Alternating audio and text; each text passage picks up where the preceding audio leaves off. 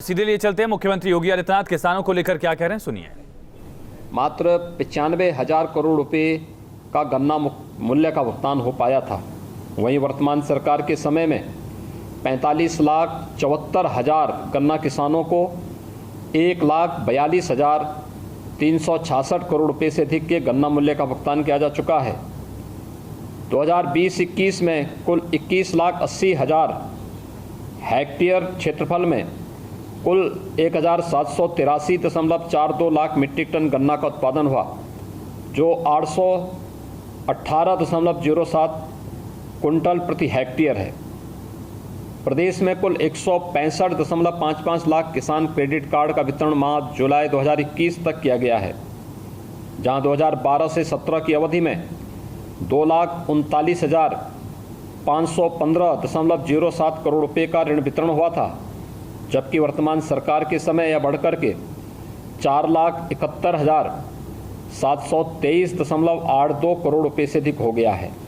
वर्तमान सरकार के कार्यकाल में फसली ऋण वितरण में पूर्व की सरकार के सापेक्ष 96.95% की वृद्धि हुई है। जैविक खेती को बढ़ावा देने के उद्देश्य से वर्तमान सरकार द्वारा परंपरागत कृषि विकास योजना के अंतर्गत 36 जनपदों में 585 क्लस्टर के 11,700 हेक्टेयर क्षेत्रफल में जैविक खेती कार्यक्रम का संचालन किया जा रहा है। इसी प्रकार गौ आधारित प्राकृतिक खेती के क्रियान्वयन हेतु 35 जनपदों के 38,670 हेक्टेयर क्षेत्रफल की रुपये 197 करोड़ रुपए की कार्ययोजना भारत सरकार को प्रेषित की गई है। योजना स्वीकृत होते ही इसके क्रियान्वयन को भी सुनिश्चित कराने की योजना है। नमामि गंगे परियोजना के अंतर्गत 3,309 क्लस्टर यानी 66,180 हेक्टेयर स्थापित कर 1,03,442 कृषकों को लाभान्वित किया गया है। सभी क्लस्टर के कृषकों को संगठित कर कृषि उत्पादक संगठन बनाने की कार्ययोजना पर भी कार्रवाई प्रारंभ कर दी गई है। एग्रीकल्चर इंफ्रास्ट्रक्चर फंड के माध्यम से इस कार्रवाई को क्रियान्वित करने की योजना है। भारत सरकार द्वारा कृषि अवसंरचनात्मक निधि की स्थापना की गई है, जिससे वे अपने उपज का उचित मूल्य प्राप्त कर सकें। इस उद्देश्य को पूर्ण करने हेतु भारत सरकार द्वारा फार्म गेट एवं समेकन केंद्र के वित्त पोषण के लिए 1 लाख करोड़ रुपए की जो वित्तीय सुविधा इसके लिए उपलब्ध कराने में काफ़ी मदद होगी। इस योजना का लाभ प्राथमिक कृषि सहकारी समितियां, विपणन सहकारी समितियां, कृषि किसान उत्पादक संगठन, स्वयं सहायता समूह, संयुक्त देयता समूह, बहुउद्देश्यीय सहकारी समितियां, कृषि उद्यमियों, स्टार्टअप, एग्रीगेशन इंफ्रास्ट्रक्चर प्रोवाइडर्स व कृषि उत्पादक मंडी परिषद ले सकते हैं। प्रदेश में कृषि अवस्थापना निधि के अंतर्गत शेड्यूल कमर्शियल बैंकों का कुल 197 आवेदन प्राप्त हुए, जिनकी लागत रुपये 218 करोड़ है। आवेदनों में से लगभग 20 करोड़ रुपए की 20 परियोजनाओं की स्वीकृति के बाद प्रथम किस्त वितरित की गई है। वर्तमान में सेंट्रल पीएमयू तथा विभिन्न शेड्यूल कमर्शियल बैंक के स्तर पर 74 आवेदन, जिनकी परियोजना लगभग 126 करोड़ रुपए है, एक प्रक्रियाधीन भी है। पैक्स को नाबार्ड की मल्टी सर्विस सेंटर योजना के तहत लगभग 1100 पैक्स के आवेदन प्राप्त हुए हैं। 549 पैक्स के लगभग 120 करोड़ रुपए के डीपीआर नाबार्ड द्वारा स्वीकृत किए गए हैं। इस कार्यक्रम में उत्तर प्रदेश तृतीय स्थान पर है। प्रथम किस्त 170 पैक्स को प्रति पैक्स 4.25 लाख की दर से कुल 10 करोड़ रुपए भी वितरित किए जा चुके हैं। इस निधि के क्रियान्वयन के संबंध में हमारा सुझाव है कि पोर्टल मात्र अंग्रेजी भाषा में है। सामान्य किसान इसे समझने में उन्हें कठिनाई हो रही है और आवेदन करने में भी कठिनाई हो रही है। हमारा अनुरोध है कि पोर्टल को हिंदी भाषा में भी अगर कर सकेंगे तो एक सामान्य किसान को इसमें सुविधा होगी। महोदय, कृषि अवस्थापना निधि को और बेहतर ढंग से करने हेतु राज्य सरकार शीघ्र ही आत्मनिर्भर कृषक समन्वित विकास योजना लागू करने की प्रक्रिया में है। इस योजना के अंतर्गत राज्य के 1500 से अधिक प्राथमिक जो कृषि सहकारी समिति पैक्स को 20% मार्जिन मनी शासन के बजट से उपलब्ध कराया जाना प्रस्तावित है, जिससे वे नाबार्ड से ऋण प्राप्त करते हुए अवस्थापना निधि के ब्याज उपादान का लाभ ले सकेंगी। इस ऋण से ग्रामीण स्तर पर पोस्ट हार्वेस्ट अवस्थापना जैसे छोटे भंडारण, कोल्ड स्टोर इत्यादि का निर्माण होगा, जो स्थानीय कृषकों को उनकी उपज का उचित मूल्य दिलाने के लिए लाभकारी होगा एवं ग्रामीण क्षेत्र में इससे रोजगार का भी सृजन होगा। इसके अतिरिक्त कृषि उत्पादन संगठनों, कृषक उद्यमियों एवं मंडी समितियों को भी अवस्थापना निधि से बेहतर करने के लिए राज्य सरकार द्वारा भी 3% अतिरिक्त ब्याज उपादान देने का प्रस्ताव है। इस कदम से पोस्ट हार्वेस्ट अवस्थापना हेतु ऋण लेने से वास्तविक ब्याज 3% के आसपास रह जाएगा, जिससे बैंकों से ऋण भी ज़्यादा सुविधा से प्राप्त हो सकेगा एवं ग्रामीण क्षेत्रों में अवस्थापना सुविधा विकसित हो सकेगी। प्रधानमंत्री किसान सम्मान निधि योजना के लाभार्थी कृषक प्रदेश में 2,50,09,000 हैं, तथा किसान क्रेडिट कार्ड 1,65,55,000 वितरित किए गए हैं।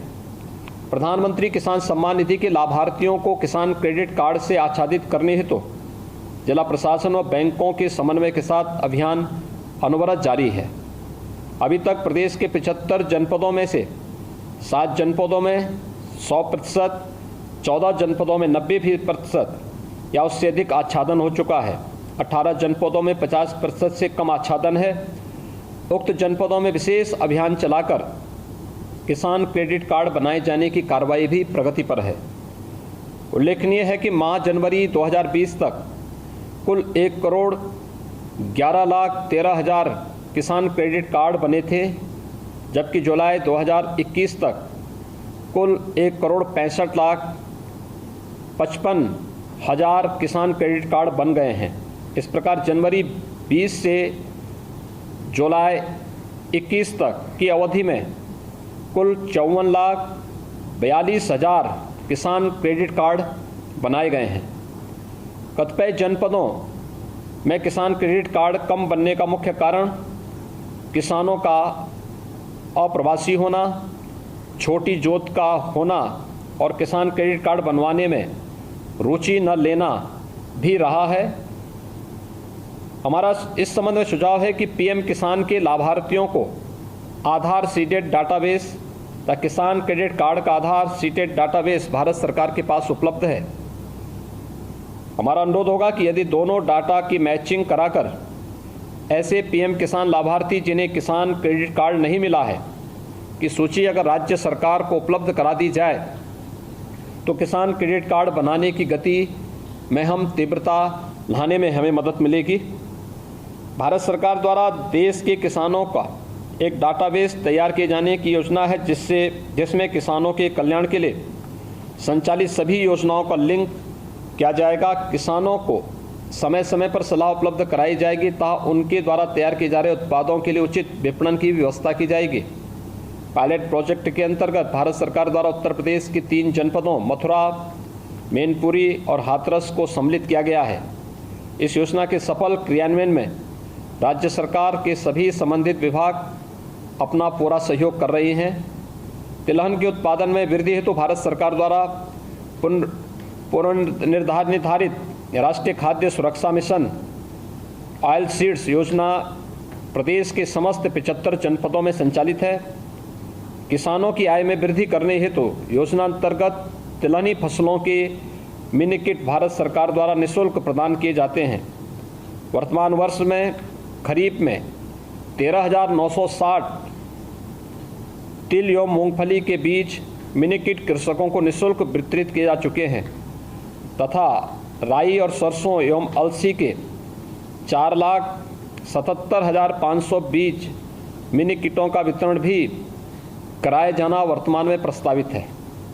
गत वर्ष में कुल तिलहनी फसलों खरीफ और रबी से 11.93 लाख हेक्टेयर भूमि आच्छादित की गई तथा कुल 12.71 लाख मीट्रिक टन का उत्पादन हुआ। वर्ष 2021-22 से तो कुल तिलहनी फसलों के 13.68 lakh metric ton lakh hectare क्षेत्रफल को आच्छादित करने का लक्ष्य है तथा कुल 15 लाख मीट्रिक टन तिलहनी फसलों का उत्पादन भी संभावित है। प्रदेश में कृषकों को तिलहनी फसलों के आच्छादन एवं उत्पादन वृद्धि हेतु नवीनतम विकसित प्रजातियों के बीजों का वितरण, प्रदर्शनियों का आयोजन, कृषक प्रशिक्षण, गोष्ठी या मेला का आयोजन, कृषि रक्षा उपकरण, कृषि यंत्रों का वितरण, सिंचाई हेतु diesel pump set, sprinkler set, सिंचाई पाइप आदि सुविधाएं योजना अंतर्गत उपलब्ध कराई जा रही हैं। कोरोना महामारी के प्रभावित होने के कारण 2020-21 के लिए समग्र निर्यात आंकड़ों के अनुसार 2020-21 के दौरान उत्तर प्रदेश से कृषि निर्यात 17,58,479.29 मीट्रिक टन रहा। अगर हम इसे रुपये के संदर्भ में देखें तो यह 11.29% बढ़ करके यह 17,669.12 करोड़ रुपये हो गया है। वित्तीय वर्ष 2021 में उत्तर प्रदेश में सर्वाधिक कृषि नॉन बासमती चावल के निर्यात में रही। मात्रा के संदर्भ में यह 50.34% बढ़ करके 3,60,897.38 मीट्रिक टन हो गया है। यानी यह पहले से बढ़ करके 32.39% बढ़ करके 913.16 करोड़ रुपये हो गई है। भारत सरकार की कृषि निर्यात नीति के सामंजस्य में उत्तर प्रदेश ने भी 2019 में राज्य में कृषि निर्यात नीति को अधिसूचित की है, जिसका उद्देश्य उत्तर प्रदेश में 2019 के निर्यात से 2024 तक कृषि निर्यात को दोगुना करना है। राज्य स्तर की निर्यात निगरानी समिति, मंडल स्तरीय कृषि निर्यात निगरानी समिति और जिला स्तर पर क्लस्टर फैसिलिटेटिंग सेल बनाकर राज्य, मंडल एवं जिला स्तर पर कृषि निर्यात को बढ़ावा देने के लिए संस्थागत तंत्र विकसित किया गया है। निर्यात क्लस्टर के पास स्थापित होने वाले नई प्रसंस्करण इकाइयों के लिए कृषि निर्यात आधारित प्रोत्साहन के लिए प्रावधानित किए गए हैं। उक्त के अतिरिक्त परिवहन अनुदान, निर्यात उन्मुख क्लस्टरों को विकसित करने हेतु तो प्रोत्साहन भी सम्मिलित किए गए हैं। इसी प्रकार उच्च शिक्षा पाठ्यक्रम प्रारंभ करने वाले शैक्षिक संस्थानों को भी एक मुश्त रुपये 50 लाख अनुदान की व्यवस्था की गई है। कृषि निर्यात में उपयोग की जाने वाली निर्दिष्ट कृषि उपज पर मंडी शुल्क और विकास उपकर से छूट भी प्रदान की गई है। विगत 6 माह में कानपुर से गंगा के किनारे उत्पादित जामुन का मई-जून 2021 में लगभग 5,000 किलोग्राम का प्रथम बार निर्यात यूके को किया गया। जामुन निर्यात से किसानों को रुपये 35 से 40 रुपये प्रति किलोग्राम के स्थान पर रुपये 70 प्रति किलोग्राम प्राप्त हुआ है। इस प्रकार फल व सब्जियों के निर्यात को बढ़ावा देने हेतु प्रदेश में कृषि निर्यात हेतु 2 पैक हाउस लखनऊ एवं सहारनपुर में पहले से स्थापित हैं। उक्त के अतिरिक्त अमरोहा एवं वाराणसी में भी नए पैक हाउस निर्मित किए जा रहे हैं।